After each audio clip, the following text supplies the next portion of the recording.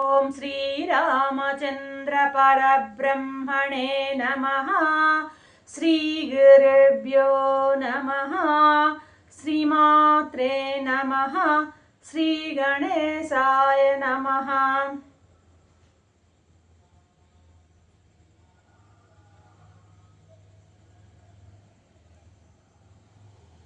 ప్రియాత్మ బంధువులారా, యోగ వాసిష్టం నిర్వాణ ప్రకరణము 595వ భాగం చూడాల సికిధ్వజునికి చెప్తోంది.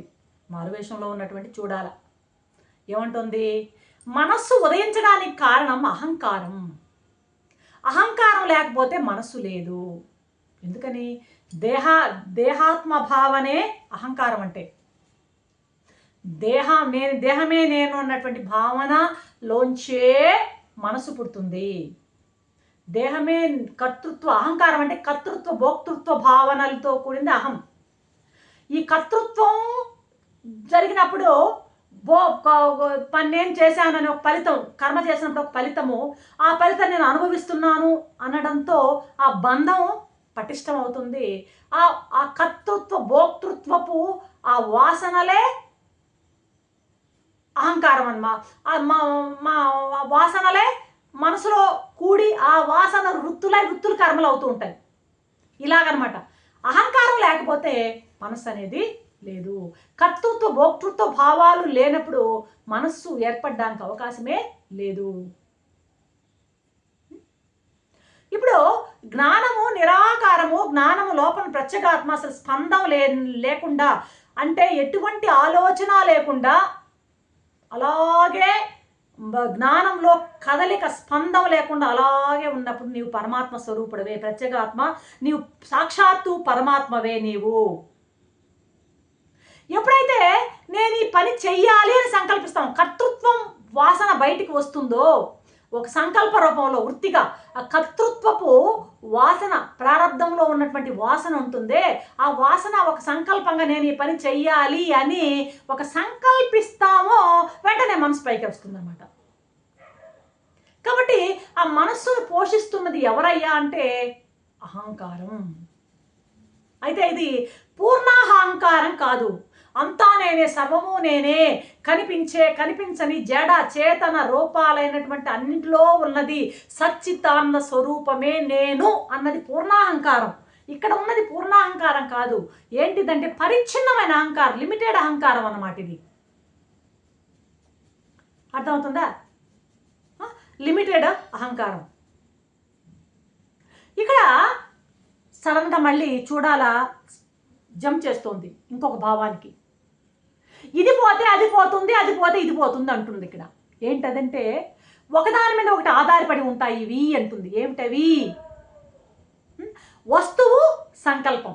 ఇక్కడ ఉన్నటువంటి జ్ఞానంలో ఉన్నటువంటి సంకల్పము, అక్కడ ఉన్నటువంటి వస్తువు. ఈ సంకల్పం పోతే ఆ వస్తువు కనపడదు, ఆ వస్తువు లేకపోతే ఈ జ్ఞానం, ఈ సంకల్పం ఉండదు.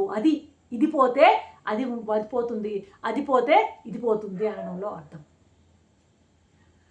అర్థమైందా?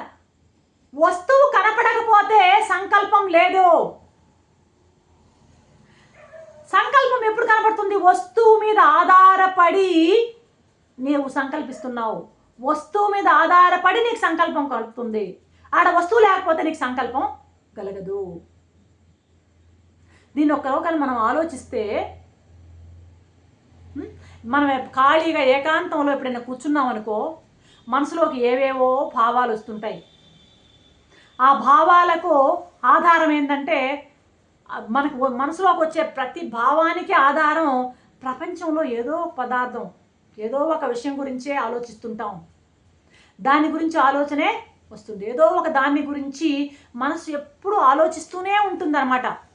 గతం గురించి కానీ భవిష్యత్తును కానీ సిరీస్ ఆఫ్ అది ఆలోచనలు చేస్తూనే ఉంటుంది. మనసు అంటే అదే, ఇదే పని. ఖాళీగా ఉండదు మనసు, గమ్ముగా ఉండదు, మాటలు ఆలోచిస్తూనే ఉంటుంది. గతాన్ని కానీ భవిష్యత్తుని గురించి కానీ ఆలోచిస్తూనే ఉంటుంది. అర్థమవుతుందా? ఇప్పుడు ఇక్కడ ఆ సంకల్పం అనేది లేకపోతే అక్కడ ఆ థింకింగ్ అనేది లేకపోతే నువ్వు ఇంకా అలా చెప్పడం కంటే ఇప్పుడు ఇక్కడ దేన్ని గురించి ఆలోచిస్తున్నావో అది వస్తువు, లోపల ఉన్నటువంటి సంకల్పం ఒక కొస. దేన్ని గురించి ఆలోచిస్తున్నావో అది వస్తువు. ఇప్పుడు ఈ సంకల్పం పోతే రెండిట్లో ఏది పోయినా రెండోది మాఫీ అవుతుంది. అర్థమైందా? ఒకటి ఇక్కడ సంకల్పం మాఫీ అయినా వస్తువు తాలూకు జ్ఞానం పోతుంది. వస్తువు లేకపోయినా దానికి సంబంధించిన సంకల్పం ఇక్కడ మాఫీ అవుతుంది. ఈ రెండిటిని కలిపేది ఏదంటే మనస్సు. అహంకారం ఇక్కడ, యదంకారం అక్కడ. ఈ అహంకారాన్ని యదంకారంతో కలుపుతున్నది ఏది? మనస్సు. ఇక్కడ సబ్జెక్ట్ ఉంది, అక్కడ ఆబ్జెక్ట్ ఉంది. ఈ రెంటిని కలిపేది ఏది? మనస్సు. ఇక్కడ ఉన్నటువంటి అహంకారం పోయినా యదంకారం పోతుంది, యదంకారం పోయినా అహంకారం పోతుంది. రెండిట్లో ఏది పోయినా ఈ రెండిట్లో ఏది పోయినా సరే మనస్సు ఉండదు.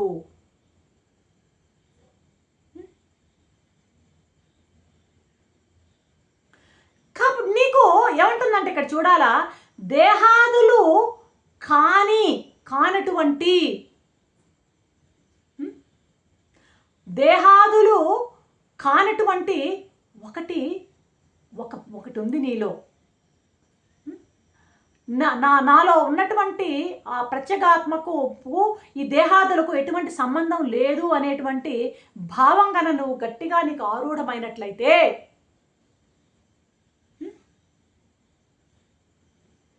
ఆరూఢం కావాలి. అలా ఆరూఢమైతే ఏమవుతుందంటే అప్పుడు నీకు కారణం అనేది నీకు అంటే ఇప్పుడు ఉంటే కారణం అనేది వాస్తవంగా ఉంటే అప్పుడు గ్రహణ శక్తి కూడా వాస్తవంగా ఉంటుంది. ఈ దేహాదులు అనేటివి నిజంగా ఉంటే దాన్ని గ్రహించడం కూడా నిజంగా ఉంటుంది. అసలు దేహమే లేకపోతే, దానికి ఆధారమే లేకపోతే అప్పుడు నేను దీన్ని చూస్తున్నాను అనేటువంటి అని అనలేవు కదా. ఇప్పుడు దేహమే లేకపోతే, ఇంద్రియాలే లేకపోతే నేను దాన్ని చూడడము లేదు, దాని జ్ఞానం నాకు రావడము లేదు. దేంతో చూస్తాం? దేహమే లేకపోతే, ఇంద్రియాలు లేకపోతే దేంతో చూస్తాం? దేని బలంతో చూస్తున్నాం మనం ఇక్కడ? దేహము ప్రాణము ఏది ఇవి అసత్తివి. దేహము ప్రాణము ఇవన్నీ కూడా అసత్ లేనివే కాబట్టి ఇక్కడ లేనివే అని మనం అర్థం చేసుకోవాలి.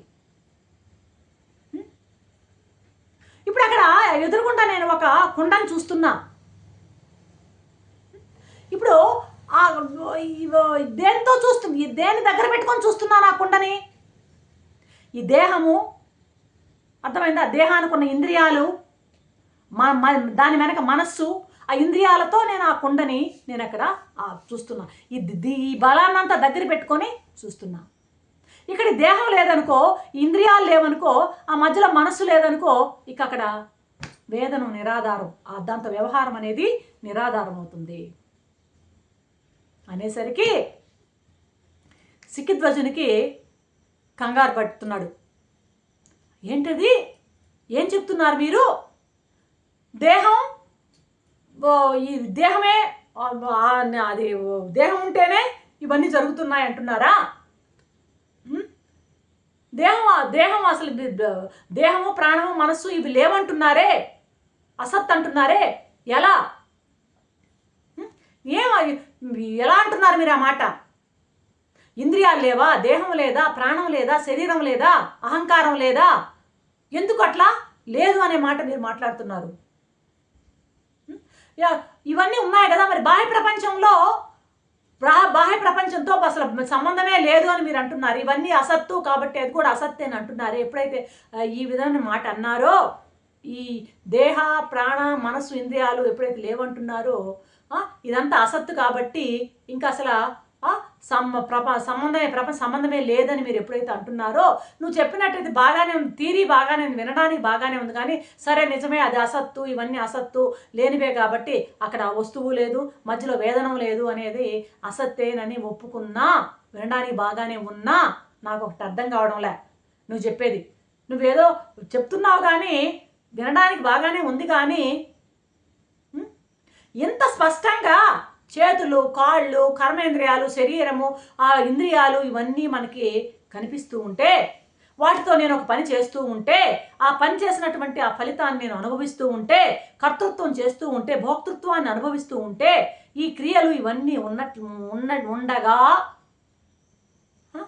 ఎప్పుడు చూసినా నాకు ఈ శరీరం కనపడుతూనే ఉన్నదే, ఈ అవయవాలు కనపడుతూ ఉన్నాయే, ఈ శ్వాస ఆడుతూ ఉన్నదే, ఈ మనసు ఆలోచిస్తూ ఉన్నదే, ఇన్ని కనబడుతూ ఉంటే ఇవన్నీ లేవు అని నువ్వు అంటున్నావే, నాకు ఇది ఎట్లా అర్థం కావాలి, దీన్ని ఎలా అర్థం చేసుకోవాలి అంటూ ఇతనికి మహా కన్ఫ్యూజన్ అయిపోయింది.